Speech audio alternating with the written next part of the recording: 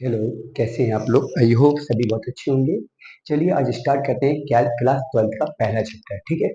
और इसके पहले मैं आपको थर्ड और फोर्थ चैप्टर आपका पूरा करा चुका हूँ और फोर्थ और थर्ड दोनों का आपका जो मतलब चैप्टर है वो आपका प्ले लिस्ट में पड़ा हुआ है, ठीक है? इसके बाद मैंने अभी आपका फर्स्ट स्किप करवाया था, तो मैं आज पहला चैप्टर स्टार्ट करूंगा। मैं पहले पहला चैप्टर करवाऊंगा, इसके बाद मैं आपका कैलकुलस पोर्शन स्टार्ट करूंगा। कैलकुलस पोर्शन मतलब जैसे कि आपका पांचवा चैप्टर है, छठवां है, सातवां है, आठवां है और नौवां है। ये सारे के सारे चैप्टर जो आपके हैं वो सबके सब कैलकुलस पोर्शन के अंतर्गत आते हैं, ठीक है? तो पहले मैं इसको खत्म करा देता हूँ, मतलब पहले इसको पूरा फिनिश कराऊंगा। काफी लंबा अच्छा टॉपिक है, थ्योरिकल टॉपिक है थोड़ा सा। और बच्चों को 12th में थोड़ा सा कठिन भी लगता है ये वाला टॉपिक, तो थोड़ा सा हो सकता है आपको भी टफ लगे, लेकिन आप बड़ा पेशेंस से पर डे का लेक्चर पर डे ही कंप्लीट करें। तो मुझे इतना विश्वास है कि ये वाला लेक्चर आप लोग कंप्लीट कर सकते हैं, ठीक है? चलिए स्टार्ट करते हैं हम लोग क्या, relation and function. Relation function को स्टार्ट करने से पहले कुछ मैं बेसिक चीजें समझ लेता हूँ जो मैंने क्लास 11th के रिलेशन फंक्शन में पढ़ा हुआ होगा, ठीक है? तो देखो यहाँ पे क्लास 11th में सबसे पहले आपने पढ़ा होगा ऑर्डर्ड पेयर। क्या पढ़ा होगा? Ordered pair. तो देखो यहाँ पे सबसे पहले अपन लोगों ने क्या पढ़ा होगा? Ordered pair. इसको बोलते हैं हम लोग किरमित युग्म। क्या बोलते हैं? किरमित युग्म। थोड़ा सा पहले हम बेसिक की बात करेंगे, बेसिक के बाद हम आगे बढ़ेंगे, ठीक है? तो ऑर्डर पेयर क्या होता है? कोई भी दो ऑब्जेक्ट है, कोई भी क्या है, दो ऑब्जेक्ट हैं, उनको एक स्पेसिफिक ऑर्डर में, उनको एक स्पेसिफिक ऑर्डर में हमें क्या करना है, लिस्टिंग मेथड में अरेंज करना है, ठीक है? जैसे मान लीजिए ए कॉमा बी, दो ऑब्जेक्ट है और उनको मैंने छोटे ब्रैकेट के अंदर अरेंज किया। और यहाँ पे जो छोटा ब्रैकेट है रिलेशन फंक्शन के अंतर्गत, वो एक ऑर्डर पेयर को रिप्रेजेंट करेगा। जैसे ए कॉमा बी है, यहाँ पे ए और बी कोई दो ऑब्जेक्ट है और इनको मैंने छोटे ब्रैकेट में लिखा, तो ये क्या है? ऑर्डर पेयर है। यहाँ पे मैंने लिख दिया बी कॉमा ए, तो ये डिफरेंट टाइप का ऑर्डर पेयर, मतलब ये दोनों बराबर नहीं होंगे, क्योंकि यहाँ पे क्या है, ऑर्डर की बात हो रही है। ऑर्डर का मतलब क्या है? क्रम से। तो क्रम का मतलब क्या होगा? जैसे ए बी एक अलग क्रम है और बी कॉमा ए अलग क्रम है। जैसे मैंने कह दिया 1,2, तो जब ये क्या है, 1 और 2 का ऑर्डर पेयर है। तो इस प्रकार से जब भी आपको लिखा हुआ दिखेगा तो उस रिलेशन फंक्शन के अंदर ऑर्डर पेयर को रिप्रेजेंट करेगा। किसको रिप्रेजेंट करेगा? ऑर्डर पेयर को, ठीक है? तो किसी भी कोई भी दो ऑब्जेक्ट हैं, अगर उनको स्पेसिफिक ऑर्डर में अगर हम लोग अरेंज करते हैं, तो वो किसको रिप्रेजेंट करेगा? ऑर्डर पेयर को रिप्रेजेंट करेगा, ठीक है? चलिए अब इसके बाद हम लोग क्या करते हैं कि थोड़ा और भी समझ लेते हैं इसमें डीप जाके। सारी चीजें वैसे 11th क्लास में आप लोगों ने पढ़ी होंगी, फिर भी थोड़ा सा डिस्कस कर लेते हैं, क्योंकि 11th से आपको थोड़ा सा बेस मिल जाएगा, ठीक है? जिन्होंने 11th में नहीं पढ़ पाया ये वाला टॉपिक, तो उनको थोड़ी सी दिक्कत ना हो, इस वजह से मैं थोड़ा सा बेसिक को उठा रहा हूँ, ठीक है? अच्छा, बाय द वे, अगर कभी किसी ऑर्डर पे जैसे ए कॉमा बी है और अगर इसको बी कॉमा ए लिखेंगे, तो ये दोनों के दोनों कैसे होंगे? नॉट इक्वल होंगे। मतलब क्या हुआ कि ऑर्डर पेयर के अंदर अगर ऑब्जेक्ट को इंटरचेंज कर दिया जाए तो दोनों कैसे हो जाएंगे? Not equal. आप लोगों ने सेट थ्योरी में पढ़ा होगा, अगर एक चीज सेट थ्योरी में लिखा होता है, जैसे ए कॉमा बी और बी कॉमा ए, तो ये दोनों कैसे होते हैं? बराबर। तो कहने का मतलब हुआ कि सेट थ्योरी के अंदर जब हम लोग एलिमेंट को अरेंज करते हैं, तो वहाँ पे जो ऑर्डर है वो मैटर नहीं करता है, ठीक है? चाहे वहाँ पे ए कॉमा बी लिखो, चाहे बी कॉमा ए, तो ये एक प्रकार का क्या है? सेट है। ये क्या है? सेट है। तो सेट के अंदर जो है वो ऑर्डर मतलब मैटर नहीं करता है, चाहे ए कॉमा बी लिखो, चाहे बी कॉमा ए लिखो। ऐसे तीन एलिमेंट लिख लो, जैसे मैंने लिख दिया A comma B comma C, या मैंने लिख दिया B comma C comma A, या मैंने लिख दिया C comma A comma B, sorry curly bracket ही आएगा, ईटीसी। तो मैंने क्या कहा, उन्हीं तीन एलिमेंट को घुमा फिरा के आगे पीछे करके अगर लिखेंगे तो वो मैटर नहीं करेगा, तीनों के तीनों सेट कैसे होंगे? बराबर होंगे, ठीक है? लेकिन ऑर्डर पेयर में क्या होता है कि अगर ऑब्जेक्ट की प्लेस को आप इंटरचेंज करेंगे तो वो नॉट इक्वल हो जाएगा। क्या हो जाएगा आपका? नॉट इक्वल, क्योंकि यहाँ पे ऑर्डर मैटर करता है और यहाँ पे ऑर्डर डज नॉट मैटर में, यहाँ पे ऑर्डर मतलब क्रिम, क्रिम मैटर नहीं करता है, ठीक है? चलिए, अच्छा, बाय द वे कभी अगर ऐसा हो जाए कि कोई भी दो ऑर्डर पेयर बराबर में हो जाए, कैसे? जैसे मान लीजिए एक ऑर्डर पेयर है ए कॉमा बी का और एक है आपका अल्फा कोमा बीटा का, ठीक है? और ये दोनों ऑर्डर पेयर बराबर है, उन्होंने बोल रखा है कि दोनों ऑर्डर पेयर बराबर है। तो अगर ये दोनों ऑर्डर पेयर बराबर है, तो इसकी कंडीशन होती है कि जो फर्स्ट एलिमेंट है वो फर्स्ट के इक्वल होगा, तो ए किसके इक्वल हो जाएगा? अल्फा के, और जो बी है वो आपकी बीटा के इक्वल हो जाएगा। तो इतना याद रखना कि अगर कोई दो ऑर्डर पेयर बराबर में है तो उनकी करस्पॉन्डिंग एलिमेंट कैसे होंगे, बराबर होंगे। इस पे एक एग्जाम्पल भी समझ लेते हैं। जैसे उन्होंने कहा 2x-1 3y इक्वल टू क्या है, उन्होंने 5,9, ठीक है। और उन्होंने क्या दिया कि find the value of x and y। मुझे x और y की वैल्यू को फाइंड आउट करना है। आई थिंक पानी आ गया है, ठीक है। तो x और y की वैल्यू हम लोग क्या करेंगे, फाइंड आउट करेंगे। तो ये दोनों ऑर्डर पेयर बराबर में, तो फर्स्ट एलिमेंट को फर्स्ट के इक्वल करेंगे। 2x-1 इक्वल टू 5, तो 2x इक्वल टू 6, तो x इक्वल टू हो जाएगा 3। और सेकंड को सेकंड इक्वल, तो 3y इक्वल टू 9 और y इक्वल टू हो जाएगा आपका 3। तो ऑर्डर पेयर अगर दो बराबर है तो इनके करस्पॉन्डिंग एलिमेंट को बराबर करके उनको हम लोग सॉल्व कर सकते हैं। तो आई होप ये क्लियर होगा, ठीक है। तो बस इतना याद रखना कि ऑर्डर, अच्छा इसके बाद क्या देखते हैं कि इसका कार्टेशियन प्रोडक्ट भी आप लोगों को बताना पड़ेगा। देखो पहले इसका स्क्रीनशॉट लो पहले आपको। चलिए अब बात करते हैं कार्टेशियन प्रोडक्ट की। तो मान लीजिए कोई A and B two are non empty set, दोनों के दोनों नॉन इम्पटी सेट है। नॉन इम्पटी का मतलब होता है आ रिक्त समुच्चय, मतलब दोनों में कोई भी एलिमेंट आपका रिक्त नहीं है, मतलब कुछ ना कुछ एलिमेंट होंगे। ए में भी कुछ ना कुछ एलिमेंट होगा और बी में भी कुछ ना कुछ एलिमेंट होगा। जैसे मान लीजिए ए इक्वल टू है आपका 1,2 और बी इक्वल टू है आपका कितना, ए कॉमा बी कॉमा सी, ठीक है। अच्छा अब हमें इन दोनों में क्या करना है, कार्टेशियन प्रोडक्ट। तो कार्टेशियन प्रोडक्ट हम लोग कैसे करेंगे, ए कार्टेशियन प्रोडक्ट बी। तो ए में कितना है 1,2 और बी में कितना है ए कॉमा बी कॉमा सी। चलिए अब प्रोडक्ट कैसे करेंगे। अच्छा इनके प्रोडक्ट का रूल क्या होता है कि जो फर्स्ट सेट है जो पहले नंबर पे लिखा है उसके एलिमेंट का सेकेंड सेट के एलिमेंट के साथ मुझे प्रोडक्ट करना है। वो प्रोडक्ट लिखने का तरीका क्या है उसको गौर से समझेंगे। जैसे मुझे वन का प्रोडक्ट करना है ए बी सी। अच्छा एक चीज और याद रखना है, इसके प्रत्येक एलिमेंट का, इस वाले सेट के प्रत्येक एलिमेंट के साथ, मतलब जितने भी एलिमेंट ए में हैं उन सारे एलिमेंट का बी के सभी एलिमेंट के साथ क्या होगा, कार्टेशियन प्रोडक्ट होगा। अब लिखा कैसे जाता है, जैसे वन का मैं कार्टेशियन प्रोडक्ट ए के साथ करूँ, जो वन का कार्टेशियन प्रोडक्ट है वो मैं किसके साथ करूंगा, ए के साथ। तो जो हो जाएगा वन कॉमा ए, लिखने का तरीका जो है, तो वन का किसके साथ करूंगा, बी के साथ, तो वन कॉमा बी। और वन का किसके साथ करूंगा, वन कॉमा सी। ऐसे ही टू का किसके साथ करूंगा, ए के साथ। टू का किसके साथ करूंगा, बी के साथ। और टू का किसके साथ करूंगा, सी के साथ। तो इस प्रकार से दो सेट का क्या होता है, कार्टेशियन प्रोडक्ट। और कार्टेशियन प्रोडक्ट के बाद जो, जैसे इसका पहला एलिमेंट उठाया इसका पहला एलिमेंट उठाया, उन दोनों का जो प्रोडक्ट हुआ उसको लिखने का तरीका होता है ऑर्डर पेयर में। किसमें, ऑर्डर पेयर में। उसके पहले मैंने समझाया है। तो इनको हम लोग क्या बोलते हैं, सारे के सारे क्या है, ऑर्डर पेयर है। ऑर्डर्ड पेयर है, हिंदी में क्या बोलते हैं, क्रमिक युग्म। तो ये सारे के सारे क्या है, ऑर्डर पेयर। अच्छा इसके बाद अगर मैं यहाँ पे बी क्रॉस ए की बात करूँ, किसकी बात करूँ, बी क्रॉस ए। अभी मैंने बात किसकी की, ए क्रॉस बी।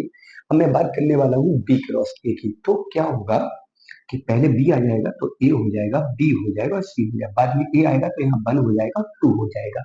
अब करेंगे इसका क्या, कार्टेशियन प्रोडक्ट। तो ए का किसके साथ करेंगे, वन का, तो ए कॉमा वन। ऐसे बी का, सॉरी ए का किसके साथ करेंगे, टू से, तो ए कॉमा टू। फिर बी का मैं वन से करूंगा तो बी कॉमा वन, यहाँ पे बी कॉमा टू, यहाँ पे सी कॉमा वन और यहाँ पे सी कॉमा टू।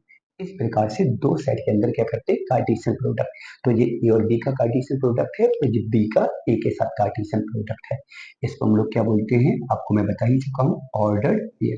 तो जब भी दो सेट के अंदर हम कार्टेशियन प्रोडक्ट करते हैं तो क्या बन के आता है, ऑर्डर पेयर के फॉर्म में वो बन के आ जाता है। अच्छा अब एक भी चीज तो आपको पता ही होगा, जैसे यहाँ पे क्या है, वन कॉमा ए, यहाँ पे ए कॉमा वन, ये दोनों बराबर तो हो नहीं सकते। यहाँ पे वन कॉमा बी है, यहाँ पे बी कॉमा वन, ये दोनों भी बराबर नहीं होंगे। यहाँ वन कॉमा सी है, यहाँ सी कॉमा वन है। तो मतलब जितने पेयर ऊपर है और जितने पेयर नीचे, वो सारे के सारे कैसे हैं, डिफरेंट है। मैंने बोला भी था कि ए कॉमा बी और बी कॉमा ए दोनों डिफरेंट टाइप के ऑर्डर पेयर हैं।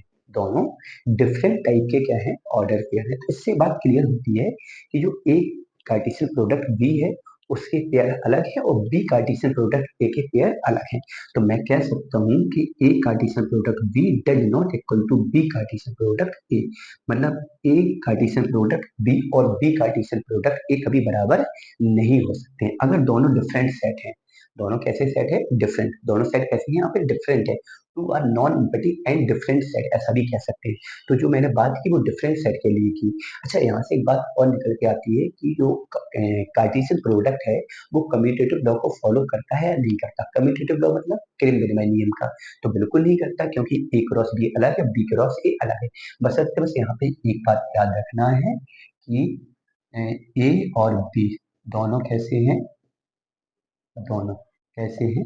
अलग अलग समुच्चय है। वैसे तो आपको नाम से ही समझ में आ रहा है, एक ए है और एक बी है, फिर भी थोड़ा सा मैंने नॉलेज के लिए बता दिया कि दोनों डिफरेंट है। अगर दोनों समान होते तो चीजें थोड़ी सी चेंज हो जाती, ठीक है। अच्छा, मान लीजिए यहाँ पे बात तो ये तो हो गया आपका क्या, कार्टेशियन प्रोडक्ट। इसको हम लोग मैपिंग फॉर्म में भी लिख सकते हैं। मैपिंग फॉर्म मतलब जैसे मान लीजिए ये सेट आपका ए है और ये आपका सेट बी है। देखो ये भी प्रोडक्ट है और जो मैं यहाँ लिखने वाला हूँ वो भी प्रोडक्ट है। जी आपका कार्टेशियन फॉर्म में लिखा है और जी मैपिंग फॉर्म में लिखा है। कौन से फॉर्म में? मैपिंग फॉर्म, पित्ती चित्रण विधि। जैसे यहाँ पे ए में कौन सा एलिमेंट है? 1 है और 2 है। बी में क्या है? ए है, बी है, सी है। तो ए का 1 का ए से, 1 का बी से, 1 का सी से, ठीक है। 2 का ए से, 2 का बी से और 2 का सी से। तो ये भी क्या है आपका? ए कार्टेशियन प्रोडक्ट बी। अगर बात करता हूँ मैं बी कार्टेशियन प्रोडक्ट ए की, तो मैं पहले बी को लिखता फिर ए को लिखता। तो ये भी कार्टेशियन प्रोडक्ट को क्या कर रहा है? रिप्रेजेंट कर रहा है मैपिंग फॉर्म में। देखो, ए के 1 ने सभी के साथ पेयर बनाया और 2 ने भी सभी के साथ पेयर बनाया। तो जब पहला वाला सेट दूसरे वाले सेट के सारे एलिमेंट के साथ पेयर बनाता है, क्या बनाता है? पेयर। तो उनको हम लोग क्या बोलते हैं? Cartesian product. अच्छा अच्छा, एक चीज और समझ लेते हैं यहाँ पे थोड़ा सा, कि मान लीजिए कि if at least one set is empty set.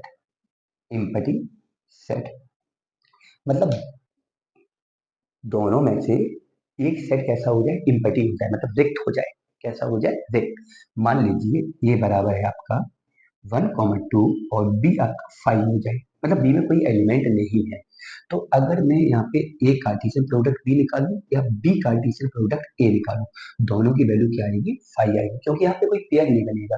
क्योंकि मान लीजिए जैसे यहाँ पे कोई एलिमेंट नहीं है या यहाँ पे कोई एलिमेंट नहीं है, मतलब दोनों सेट में से कोई सेट ऐसा है जहाँ पे कोई एलिमेंट नहीं है, और जब मैं उनका कार्टेशियन प्रोडक्ट करूंगा तो कितना आएगा आपका? 5 आएगा, क्योंकि कोई जोड़ा ही नहीं बनेगा। एक जोड़ा बनाने के लिए मान लो ये कोई परिवार है, उसमें 4-5 लड़के हैं और ये परिवार है, इसमें कोई लड़की नहीं है। अब कहा जाए कि दोनों के बीच में हमें जोड़े बनाने, तो पॉसिबल नहीं होगा ना, क्योंकि इस परिवार में जोड़े तभी बना पाओगे जब, जैसे ये लड़कों का परिवार है, इसमें लड़के हैं, ये लड़के वाले हैं, और ये लड़की वालों के परिवार में लड़की ही नहीं है, तो जोड़े तो पॉसिबल होंगे ही नहीं। मतलब कहने का मतलब है जोड़े बनाने के लिए कोई ना कोई चाहिए ना, तभी तो आपका जोड़ा बनेगा, नहीं तो जोड़ा कैसे बनेगा? आप समझ रहे हो ना? तो वही चीज यहाँ पे कि दोनों में से अगर कोई एक सेट आपका 5 हो जाता है तो वहाँ पे कोई पेयर नहीं बनेगा। जब कोई पेयर नहीं बनेगा तो कार्टेशियन प्रोडक्ट के अंदर क्या आ जाएगा? 5 आ जाएगा आपका। तो इतना याद रखना कि अगर दोनों सेट में कम से कम एक सेट कैसा है? लीस्ट वन, मतलब अगर एक आपका इम्पैटी है तो उसका जो प्रोडक्ट है वो 5 के बराबर आएगा। अच्छा, एक चीज और यहाँ पे समझ सकते हैं, यहाँ पे समझेंगे, मैं यहीं पे बता दूंगा, थोड़ा सा गिच पिच होगा जरूर लेकिन समझ लीजिए। जैसे मैंने देखा कि ए में कितने एलिमेंट है? 2, और बी में कितने एलिमेंट है? 3। जब मैंने इसका प्रोडक्ट किया कितने एलिमेंट आ रहे हैं? सॉरी, कितने पेयर आ रहे हैं? 6। 1 2 3 4 5 6। तो मैं बोल सकता हूँ जैसे कोई सेट ए है जिसमें पी एलिमेंट है और सेट बी है जिसमें क्यू एलिमेंट है। इसका मतलब हुआ नंबर ऑफ ए में एलिमेंट की संख्या, और इसका मतलब हुआ नंबर ऑफ बी में एलिमेंट की संख्या। अगर मैं इन दोनों के कार्टेशियन प्रोडक्ट में, एक कार्टेशियन प्रोडक्ट बी में, एक कार्टेशियन प्रोडक्ट बी में अगर मैं नंबर ऑफ एलिमेंट, एक्चुअली में जब कार्टेशियन प्रोडक्ट करोगे तो एलिमेंट की जगह क्या आ जाता है? ऑर्डर पेयर आ जाता है। तो मैं यहाँ पे इतना कॉमन सेंस होगा कि जब ए क्रॉस बी में नंबर की बात करेंगे तो ऑर्डर पेयर की बात करेंगे। तो कितने ऑर्डर पेयर होंगे? 1 2 3 4 5, तो 3 दूनी 6। मतलब जितने ए में एलिमेंट है उतना वो काउंट कर लो, बी के एलिमेंट काउंट कर लो। तो ए में कितने एलिमेंट? 2, बी में कितने एलिमेंट है? 3। दोनों का प्रोडक्ट कितना है? 6। अब लेकिन यहाँ पे ए में कितने एलिमेंट है? पी है, और बी में कितने एलिमेंट है? क्यू। तो पी इंटू क्यू।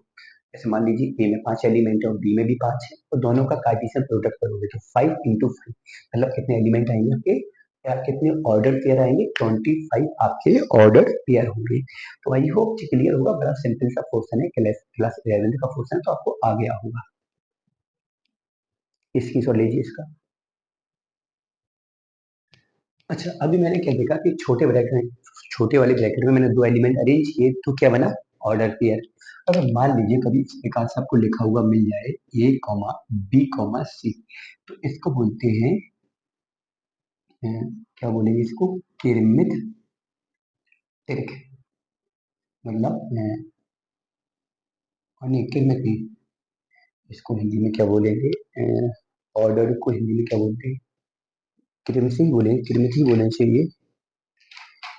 इसको ऑर्डर तिरक बोलेंगे, ऑर्डर का मतलब किरमित ही बोलेंगे, किरमित, किरमित तिरक, ऑर्डर ट्रिपलेट, ऑर्डर ट्रिपलेट। जैसे दो था तो पेयर बोला, तीन है तो ट्रिपलेट बोलेंगे।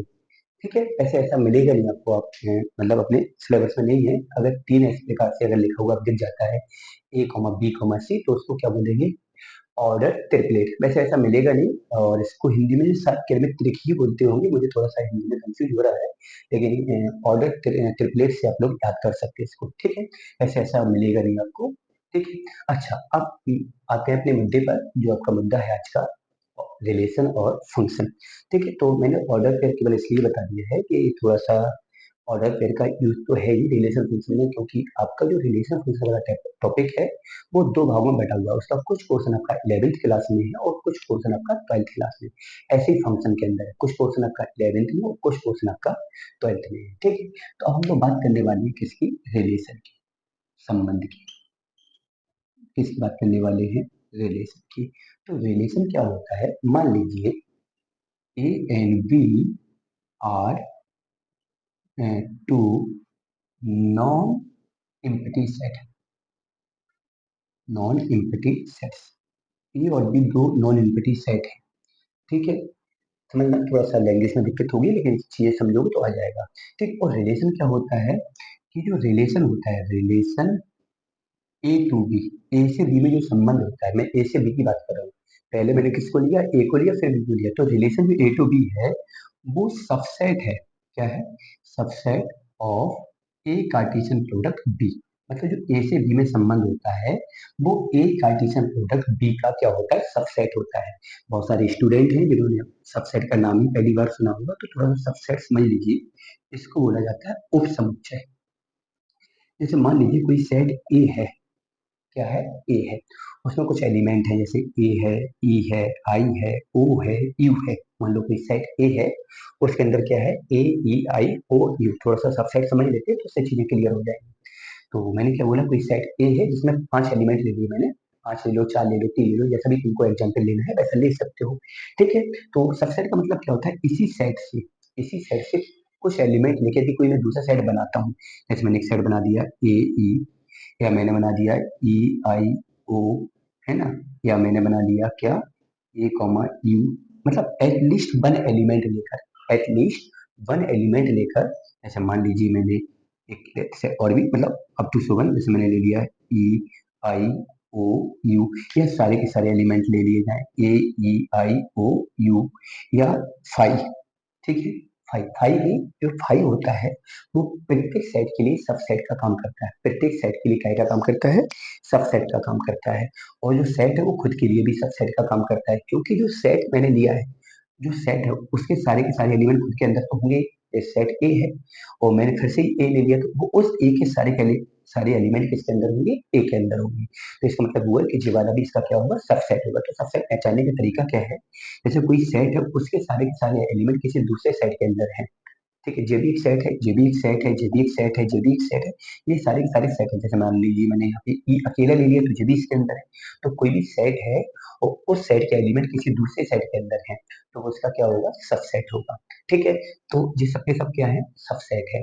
तो सबसेट को पहचानने का तरीका क्या है, जैसे मान लीजिए सेट ए के लिए मैं बात कर रहा हूँ, और इसके बाद नीचे मैंने बहुत सारे छोटे छोटे सेट बना रखे हैं, या मैंने पूरा सेट भी ले रखा है, या मैंने फाइव भी ले रखा है। तो ये सारे के सारे एलिमेंट इस ए के अंदर है, इस दिए गए सेट ए के अंदर है। तो ये सारे के सारे इस सेट ए के लिए काय का खेल करेंगे, सॉरी काय का काम करेंगे, सबसेट का काम करेंगे। और मैंने क्या बोला कि कोई भी सेट जो होता है वो स्वयं के लिए सबसेट का काम करता है, और जो फाई होता है वो भी प्रत्येक सेट के लिए सबसेट का काम करता है। ठीक है, तो ये दोनों बातें याद रखना है कि phi subset of every set, phi subset of every set, और जो सेट होता है वो स्वयं का मतलब खुद का क्या होगा, सबसेट होगा। ठीक है। अच्छा, इसके बाद अगर मैं बात करूँ, जैसे मान लो यहाँ पे 5 एलिमेंट हैं, मान लो मैंने यहाँ पे एग्जाम्पल के तौर पे ए बराबर मैंने 1,2 लिया और मैं इसके सारे सबसेट बनाना चाहूँ, एक तो 1 बन जाएगा, एक 2 बन जाएगा, एक आपका 1,2 बन जाएगा और एक 5 बन जाएगा। तो कितनी सबसेट बने, 4। मान लो ए बराबर आपके पास है कितना, 1,2,3, तो मैं सारे सबसेट बनाऊंगा तो 1 बन जाएगा, 2 बन जाएगा, 3 बन जाएगा, 1,2 बन जाएगा, या 2,3 बन जाएगा, या 3,1, सॉरी यहाँ पे कर्ली ब्रैकेट ही आएगा, या फिर खुद को ले लिया जाए 1,2,3, या फिर 5 ले लिया जाए। तो ये सारे के सारे क्या है, सबसेट है। इसके अलावा कोई दूसरा सेट नहीं बनेगा जो इसका सबसेट होगा, मतलब इन सब के अलावा कोई अदर सेट नहीं होगा जिसके लिए क्या होगा, सबसेट होगा। देखो मैंने एक एक एलिमेंट को लेकर भी सेट बना लिया, मैंने दो दो एलिमेंट को लेकर भी सेट बना लिया, मैंने सारे एलिमेंट को लेकर सेट बना लिया, फाइव को भी इंक्लूड कर लिया। तो इस सारे के सारे इसके सबसेट है। अब यहाँ पे सोचने वाली बात है, जब एलिमेंट दो थे तो सबसेट कितने बने, 4। जब एलिमेंट 3 थे तो सबसेट कितने, 1 2 3 4 5 6 7 8। मान लो एलिमेंट एक ही होता है, जैसे मान लो ए है, तो इसका सबसेट क्या हो जाएगा, एक ए हो जाएगा और एक 5 हो जाएगा। इसके अलावा कोई इसका अदर सबसेट नहीं होगा। ठीक है, तो यहाँ पे थोड़ा सोचने वाली बात है, जब एलिमेंट 2 थे सबसेट 4 हुए, एलिमेंट 3 है सबसेट 8 हुए, एलिमेंट 1 है सबसेट 2 हुए। तो देखा जाए यहाँ पे काउंटिंग के हिसाब से यहाँ पे 2 की पावर 2, यहाँ पे 2 एलिमेंट है मतलब 4 सबसेट है। यहाँ पे देखा जाए तो कितना, 2 की घात 3 मतलब 8 सबसेट है। यहाँ पे देखा जाए 2 की घात 1 मतलब 2 सबसेट है। तो मैं बोल सकता हूँ कि अगर कोई सेट है ए, कोई सेट है नंबर ऑफ कितना एलिमेंट इन सेट ए में कितने एलिमेंट हैं, स्मॉल एन एलिमेंट है। कोई सेट ए है जिसमें स्मॉल एन एलिमेंट है, जैसे यहाँ पे 2 एलिमेंट है, यहाँ 3 है, यहाँ 1 है, यहाँ 5 है। ऐसे कोई सेट ए है जिसमें स्मॉल एन एलिमेंट है, और मैं बात करने वाला हूँ नंबर ऑफ सबसेट की। किसकी करने वाला हूँ, नंबर ऑफ सबसेट। कितना हो जाएगा, 2 की पावर एन। तो मैं बोल सकता हूँ जैसे यहाँ 5 एलिमेंट है और कोई आपसे कहे कि यहाँ पे नंबर ऑफ सबसेट कितने होंगे, नंबर ऑफ सबसेट कितने होंगे, तो मैं बोलूंगा यहाँ पे 2 की पावर 5 मतलब 32 सबसेट होंगे। यहाँ पे तो साफ दिख ही रहा है। ठीक है, जैसे मान लीजिए कोई सेट है जिसमें 9 एलिमेंट हो, वहाँ पे नंबर ऑफ सबसेट पूछ लिया जाए, क्या पूछ लिया जाए, नंबर ऑफ सबसेट, तो बोलेंगे 2 की पावर 9 मतलब 512। कितना आएगा, 512। तो इस प्रकार से थोड़ा सा सबसेट भी मैंने आपको समझा दिया है। ठीक है, अच्छा और थोड़ा और समझ लीजिए सबसेट का सिंबल क्या होता है। जैसे मान लीजिए ए है और ए में एलिमेंट है 1,2 और बी है, बी में एलिमेंट है 1,3,4। ठीक है, ए के सारे एलिमेंट किसमें है, बी में है। तो मैं बोल सकता हूँ ए बी का सबसेट है। तो ए बी का सबसेट है, इसको रिप्रेजेंट किया जाता है इस प्रकार के सिंबल से। जो सिंबल मैंने बनाया है ये सिंबल का है, सबसेट का सिंबल है। ठीक है, चलिए तो मुझे लगता है कि सबसेट आपको समझ में आ गया होगा, तो मैं रिलेशन को अच्छे से समझा सकता हूँ। ठीक है, इतना स्क्रीनशॉट ले लीजिए अगर किसी को समझ में कोई दिक्कत आती है तो। चलिए बात करते हैं रिलेशन की। तो रिलेशन मैंने क्या बोला, A B are two non empty set, दोनों के दोनों नॉन एम्पटी सेट हैं। और रिलेशन ए टू बी क्या होता है, subset of A cross B. और मैं अगर बात करूं रिलेशन बी टू ए, मतलब बी से ए में जो रिलेशन होगा वो सबसेट होगा आपका, subset of B cross A. B cross A का क्या होगा, सबसेट होगा। ठीक है, इसको मैथमेटिकली लैंग्वेज में मैं बोल सकता हूँ कि जो रिलेशन है, मैंने रिलेशन को आर से रिप्रेजेंट किया, वो सबसेट है ए क्रॉस बी का, जब मैं ए से बी में संबंध की बात करूंगा। और यहाँ पे मैं बोल सकता हूँ आर सबसेट है बी क्रॉस ए का, क्योंकि यहाँ पे मैं बी से ए में बात कर रहा हूँ। तो रिलेशन जो है वो किन्हीं कोई दो सेट है ए और बी, उन दोनों के कार्टेशियन प्रोडक्ट का सबसेट होता है। जैसे मैंने कहा, जैसे कोई सेट ए है, जैसे ए कॉमा बी, और एक सेट आपका बी है आपका कितना 1,2। अगर मैं इन दोनों का कार्टेशियन प्रोडक्ट करूँ, ठीक है, तो मैं क्या बोलूंगा, यहाँ पे ए कॉमा बी लिखूंगा और यहाँ पे 1,2 लिखूंगा। और जब मैं इनका कार्टेशियन प्रोडक्ट करूंगा, मैं क्या करूंगा, इनका कार्टेशियन प्रोडक्ट, तो ए का किसके साथ होगा, 1 के साथ होगा, एंड ए का किसके साथ होगा, 2 के साथ होगा, बी का 1 के साथ होगा और बी का 2 के साथ होगा। तो अब जैसे कि ये पूरा ए क्रॉस बी आ गया, अब इस ए क्रॉस बी में से मैंने कुछ पेयर उठा लिए। जैसे मैंने एक पेयर उठा लिया ए कॉमा वन, और ये क्या कह लिया ए कॉमा टू। तो देखा जाए दोनों के दोनों ऑर्डर पेयर जो है वो किसके अंदर है, ए क्रॉस बी के अंदर है। तो मैं बोल सकता हूँ जो रिलेशन है वो किससे किस में है, रिलेशन जो है वो किससे किस में, ए से बी में है। ठीक है, तो ये ए से बी में क्या हो गया, रिलेशन हो गया। मैंने कोई भी उठा लिया, जैसे मैंने मान लिया मैंने ए कॉमा टू ले लिया और बी कॉमा वन ले लिया। ठीक है, तो ये भी इसका क्या है, सबसेट है। इस वाले पूरी सेट का जो भी मैंने ऑर्डर पेयर बनाया है इसीलिए सबसेट का खेल करेगा। तो ये भी मैं बोल सकता हूँ ये भी ए से बी में एक प्रकार का क्या है, संबंध है। ठीक है, तो मैंने क्या बोला, सबसेट है। तो सबसेट का मतलब मैंने भी बता चुका हूँ कि कम से कम एक एलिमेंट भी ले सकती है, और कभी कभार ऐसी कंडीशन होती है कोई भी एलिमेंट ना ले। ठीक है, और कभी कभार ऐसा होता है कि सारे के सारे एलिमेंट भी आ जाते हैं। एलिमेंट इन द सेंस यहाँ पेयर की बात हो रही है, तो थोड़ा समझना, कॉमन सेंस लगाना कि रिलेशन में जब भी हम लोग बात करते हैं पेयर की बात करते हैं, अगर मैं एलिमेंट बोल भी रहा हूँ तो वहाँ पे समझ जाया करो कि सर आपका पेयर का बोल रहे हैं। ठीक है, तो ये क्या है, ए से बी में संबंध है। जो भी ए से बी में संबंध है, या मान लीजिए मैंने ए कॉमा वन ले लिया और ए कॉमा टू ले लिया और यहाँ पे बी कॉमा टू लिया, तो ये सारे के सारे जो पेयर है वो ए क्रॉस बी में। तो मैं बोल सकता हूँ यहाँ भी ए से, ये भी ए से बी में क्या है, संबंध है। तो आई होप यहाँ भी क्लियर हुआ आपका, ये भी ए से बी में संबंध है, ये भी ए से बी में संबंध है, यहाँ भी ए से बी में एक प्रकार का क्या है, संबंध है। तो आई थिंक इतना तो क्लियर होगा आप लोगों का। ठीक है, चलिए अब बात करते हैं हम लोग किसकी, थोड़ा सा आगे बढ़ते हैं। पहले आप कर दो थोड़ा सा। अच्छा, थोड़ा सा और समझ लेते हैं। जैसे मैंने कहा कोई रिलेशन है वो जनरली कैसे डिफाइन लिखा जाता है, ए कॉमा बी सच दैट। कोई रिलेशन है उसको लिखने का जो तरीका है मैथमेटिकली मैं आपको बता दे रहा हूँ। A comma B such that, A comma B यहाँ पे कोई जोड़ा है, वो कैसा जोड़ा है, यहाँ पे स्मॉल ए मतलब पहला एलिमेंट है वो पहले सेट में होगा, और जो दूसरा एलिमेंट है वो दूसरे वाले सेट में होगा। और ये रिलेशन किससे किसमें, इतना याद रखना, ए से बी में। और मान लीजिए अगर ये रिलेशन बी से ए में होता, मान लीजिए अगर ये रिलेशन बी से ए में होता तो इसका मतलब होता है ए कॉमा बी सच दैट पहला एलिमेंट काय में हो जाता, स्मॉल ए बी में हो जाता, और स्मॉल बी ए में हो जाता जब रिलेशन बी से ए में होता। तो यही बात लिखिएगा, थोड़ा सा चेंज करके लिखा है। जनरली रिलेशन को लिखने का तरीका क्या है कि जोड़े बना के लिखते हैं ए कॉमा बी का, और जहाँ पे जो ए एलिमेंट है वो पहले सेट में होता है और बी आपका दूसरे सेट में होता है। जब मैं ए से बी की बात करूंगा तो पहला ए होगा, जब बी से ए की बात करूंगा तो पहला वाला बी होगा। ठीक है, अच्छा अब इसके बाद अपन लोग क्या करेंगे, अच्छा अब है क्या, ये बात आती है सर अब इसमें कितने पेयर लेने हैं, मतलब कोई रिलेशन बनाना है तो कितने पेयर लेने। तो होता क्या है कि जब भी रिलेशन की बात आती है तो आपको जैसे दो सेट दे दिए जाए और उनमें रिलेशन को मैथमेटिकली मतलब एक थ्योरी मैथमेटिकली बोल सकते हैं, उसको डिफाइन करके दिया जाता है, बताया जाता है कि उसमें किस प्रकार का रिलेशन बनाना है। जैसे एग्जाम्पल के तौर पर उन्होंने कहा भाई सेट ए है 1,2,4, और एक सेट आपका बी है जिसमें क्या कहा उन्होंने, कितना है 2, और उन्होंने क्या बोल दिया 7, या 2,6 बोल दिया। ठीक है, अब उन्होंने क्या बोला है कि जो रिलेशन है वो किस किस में है, ए और बी में रिलेशन है।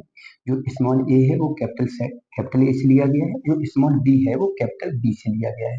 थोड़ा समझना, मैंने बोला भी था कि रिलेशन थोड़ा सा टॉपिक ऐसा है, थोड़ा सा लगेगा भी कठिन है लेकिन है नहीं, बस थोड़ी समझने की बात है।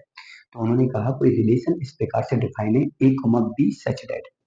ठीक है, ए कॉमा बी का एक जोड़ा है, कैसा जोड़ा है जिसमें स्मॉल ए कैपिटल ए से लिया गया, स्मॉल बी कैपिटल बी से लिया गया। अब यहाँ पे कंडीशन दी जाती है, कंडीशन क्या है, ए बी को, और कंडीशन क्या है, ए बी को क्या करता है, विभाजित करता है, डिवाइड करता है। तो मुझे ए और बी में ऐसा जोड़ा बनाना है जहाँ पे ए बी को क्या करे, विभाजित करे। तो देखो पहला एलिमेंट कैसे उठाना है, ए से, और दूसरा एलिमेंट कैसे उठाना है, बी से। और मुझे ऐसे जोड़े बनाने हैं जहाँ ए बी को क्या करता हो, विभाजित। तो देखिए यहाँ पे क्या क्या जोड़े पॉसिबल होंगे, 1 2 को करता है तो 1 और 2 में जोड़ा बन जाएगा, मतलब ए पहले नंबर पे तो पहला वाला दूसरे को कर रहा है। 1 का 6 के साथ जोड़ा बनेगा, बिल्कुल बनेगा, क्योंकि 1 6 को क्या करेगा, डिवाइड करेगा। टू टू को करेगा तो 2 और 2 का जोड़ा बन जाएगा, और 2 6 को भी करेगा तो 2,6 का जोड़ा बन जाएगा। लेकिन 4 इन दोनों में से किसी को विभाजित नहीं करेगा, तो 4 का किसी के साथ पेयर नहीं बनेगा।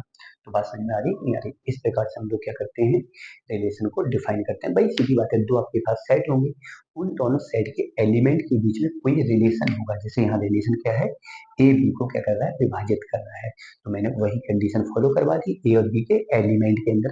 अच्छा इतना याद रखना है कि पहला वाला एलिमेंट देखना है किसमें है, ए में है, दूसरा वाला एलिमेंट किसमें है, बी में है। हम लोग और एग्जाम्पल भी देख सकते हैं, जैसे मान लीजिए और भी एग्जाम्पल हम लोग समझ सकते हैं। जैसे मान लो यहाँ पे है आपका एक एग्जाम्पल और दिया। अच्छा और एक चीज और समझो, जैसे मैं इन दोनों का कार्टेशियन प्रोडक्ट करता तो ये सारे के सारे तरफ कार्टेशियन प्रोडक्ट के अंदर आते नहीं आते।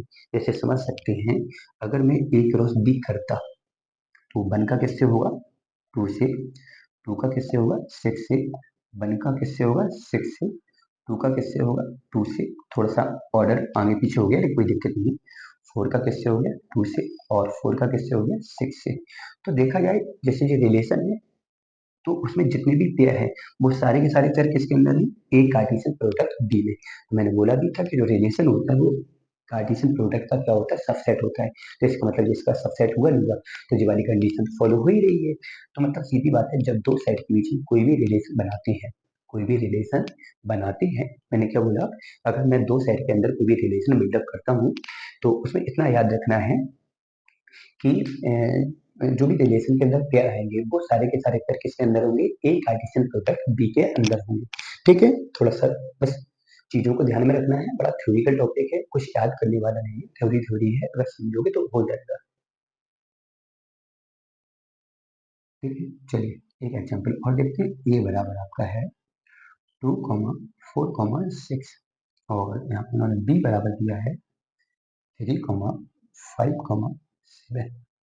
ठीक है, अब उन्होंने कहा है कि कोई रिलेशन आर इस प्रकार से डिफाइंड है, ए कॉमा बी सच दैट ए और बी का जोड़ा है। कैसा जोड़ा है, स्मॉल ए है जो कैपिटल ए में है, स्मॉल बी है कैपिटल बी में है, और कंडीशन में साफ साफ कहा गया है कि ए लेस देन होना चाहिए बी में, ए बी से छोटा होना चाहिए। मतलब ऐसे दो एलिमेंट का जोड़ा बनाएंगे जिसमें पहला एलिमेंट ए में इन्वॉल्व हो, दूसरा बी के साथ बी से लिया गया हो और ए बी से छोटा हो।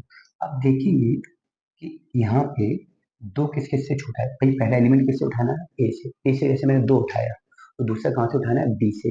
तो मैं देखूंगा कि जो दो है वो इनमें से किन किन से छोटा है।